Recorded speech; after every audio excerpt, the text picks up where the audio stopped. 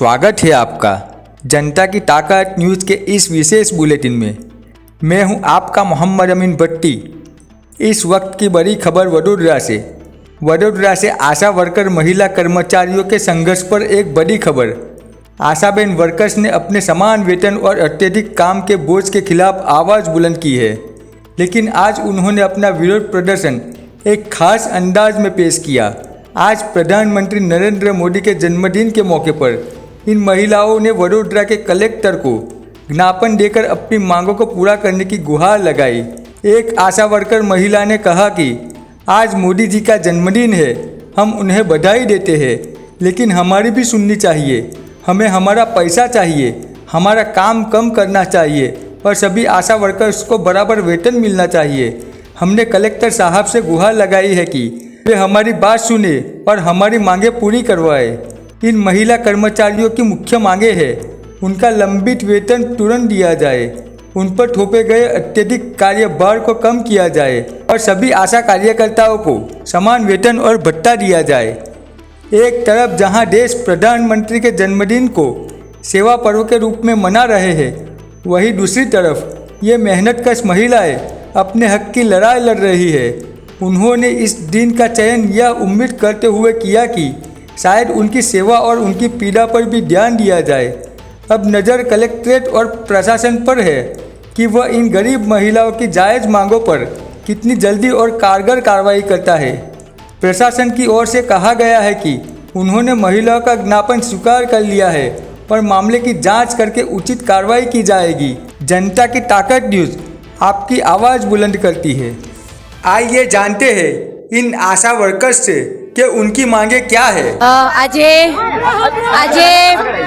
ભારત દેશના યશસ્વી વડાપ્રધાન મોદી સાહેબનો જન્મદિવસ છે, ત્યારે ગુજરાતની તમામ મહિલાઓ મોદી સાહેબ 100 વર્ષનું આયુષ્ય ભોગવે એવા આશીષને શુભકામનાઓ પાઠવે છે।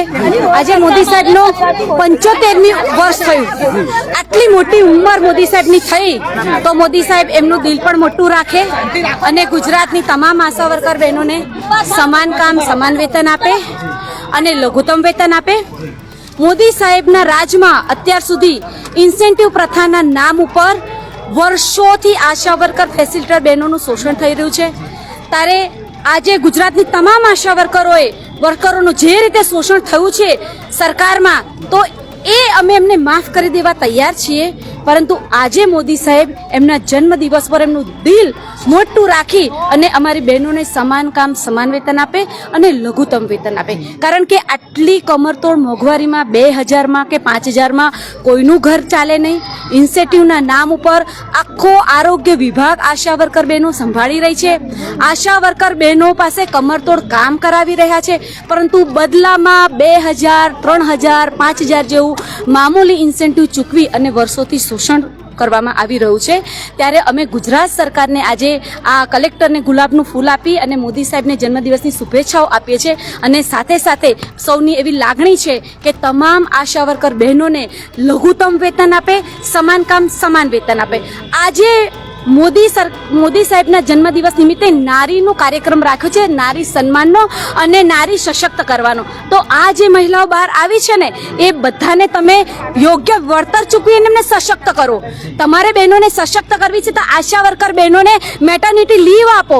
એ પૂરા મહિના સુધી કામ કરે છે, તો આ મહિલાઓ જ્યારે પ્રેગ્નેન્ટ થાય ને પૂરા દિવસો સુધી જ્યારે કામ કરે તો શું એમનું આરોગ્ય સારું રહેવાનું છે? તમારે ખરેખર નારીને મજબૂત કરવી છે, તમારે સશક્ત કરવી છે, તો આ મહિલાઓને મેટર્નિટી લીવ આપો, 180 દિવસની પગાર સહિતની। આવી નાની નાની અમારી માંગણીઓ છે કે ભાઈ સમાન કામ સમાન વેતન, લઘુત્તમ વેતન, ઇન્સેન્ટિવ પ્રથાને રદ કરો, મેટર્નિટી લીવ આપો।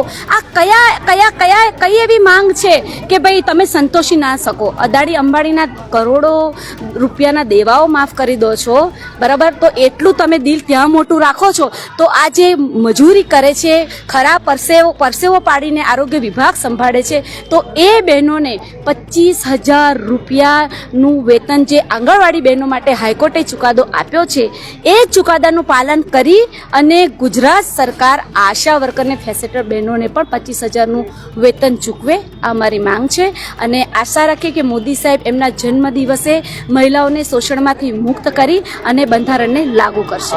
ચોક્કસથી દર્શક મિત્રો, જે રીતના મોટી સંખ્યામાં જે મહિલાઓ છે તે અહીંયા પહોંચે છે, કલેક્ટર સાહેબને શું રજૂઆત કરવાના છે?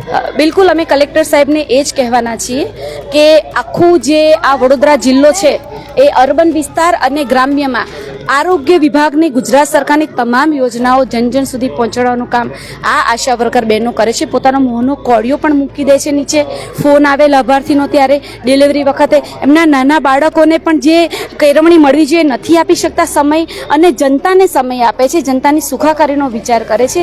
ત્યારે ખરેખર ગુજરાત સરકારે અને કેન્દ્ર સરકારે મોદી સાહેબે ખુદે આશા વર્કર બહેનો અને ફેસિલિટેટર બહેનોનો વિચાર કરવો જોઈએ અને એમને સમાન કામ સમાન વેતન અને લઘુત્તમ વેતન આપવું જોઈએ. નારી સશક્તિકરણ ફક્ત પોસ્ટરો પૂરતું અને ભાષણો પૂરતું સારું ના લાગે. ખરેખર એ નારી સશક્તિકરણ કરવું હોય ને તો આપણે એને જમીની તौर ઉપર લાગુ કરવું પડે. તો આ રહી નારી, જોઈ લો કે જે અવાજ ઉઠાવી રહી છે, માંગ કરી રહી છે કે એમને સમાન કામ સમાન વેતન આપો અને લઘુત્તમ વેતન આપો. તો ચોક્કસથી અમારું આ ગુલાબનું ફૂલ જો કે ચીમરાઈ જશે, પરંતુ અમારો અવાજ કલેક્ટર સાહેબ, અમારા મોદી સાહેબ સુધી અને ગુજરાતના મુખ્યમંત્રી સુધી પહોંચાડે એવી અમારી વિનંતી છે. યાત્રા યોજી છે, ક્યાંથી ક્યાં સુધી તમે પહોંચ્યા? બિલકુલ, આજે ચકલી સર્કલથી લઈ અને મોદી સાહેબના દીર્ઘાયુ માટે અમે છેક ચાલતા ચાલતા કલેક્ટર કચેરી સુધી અહીંયા આવ્યા છીએ અને આ તમામ બહેનોની દુઆઓ મોદી સાહેબ સાથે છે. પરંતુ મોદી સાહેબ અને મોદી સરકાર આ ગરીબ બહેનોની વેદનાને સાંભળે, એમના દુઃખ દર્દ અને એમની પીડાને સમજે. એ જ્યારે એવું કહેતા હોય છે કે મારી બહેનો તમને કોઈ જો દુઃખ હોય તો તમે મને પોસ્ટકાર્ડ લખજો. પોસ્ટકાર્ડ નહીં, આજે બહેનો રૂબરૂ જ હાજર એમના જન્મદિવસે જ ભેગી થઈ છે અને એમને પોતાનું દુઃખ જણાવવા માટે આવી છે. તો આ તમામ બહેનોને સમાન કામ સમાન વેતન અને લઘુત્તમ વેતન આપે અને ઇન્સેન્ટિવની શોષણભરી પ્રથાને બંધ કરે. અને હાઈકોર્ટે જે 25,000નો ચુકાદો આંગણવાડી બહેનો માટે ચૂકવ્યો છે એવી જ રીતે આશા વર્કરને ફેસિલિટેટર બહેનોને પણ 25,000નું વેતન ચૂકવવામાં આવે એ અમારી માંગ છે. આ બહેનો જે મોટી સંખ્યામાં ભેગા થયા છે, ક્યાંથી આવ્યા છે? આ આખી વડોદરા જિલ્લાની બહેનો છે, અર્બન વિસ્તાર પણ છે અને જિલ્લો પણ છે, ગ્રામ્ય લેવલે તમામ તાલુકા. જી ચોક્કસ. લઘુત્તમ વેતન ચાલુ કરો. જી, ક્યાંથી આવ્યા છો તમે? અમે રનોલી ગામથી. અચ્છા. તો બસ એક નાની જ માંગ છે કે અમને જે મજૂરોને અત્યારે જો સરકારે મજૂરને પણ જે વેતન લાગુ કર્યું છે કે એક મામૂલી મજૂરને પણ દિવસની મજૂરી 500 રૂપિયા આપે. અમે એટલું મોટું કંઈ માંગણી કરી નથી. અમારો જે 2500 રૂપિયાનું ઇન્સેન્ટિવ પ્રથાનું જે છે એ વેતન બંધ કરીને અમને કર્મચારીમાં ગણે અને અમારું જે ફિક્સ પગારનું અમારી માંગણી છે. ક્યાંથી આવો છો તમે? અમે બધા જ વડોદરા જિલ્લાના છે આશાબેનો. જે ચોક્કસથી દર્શક મિત્રો તમામ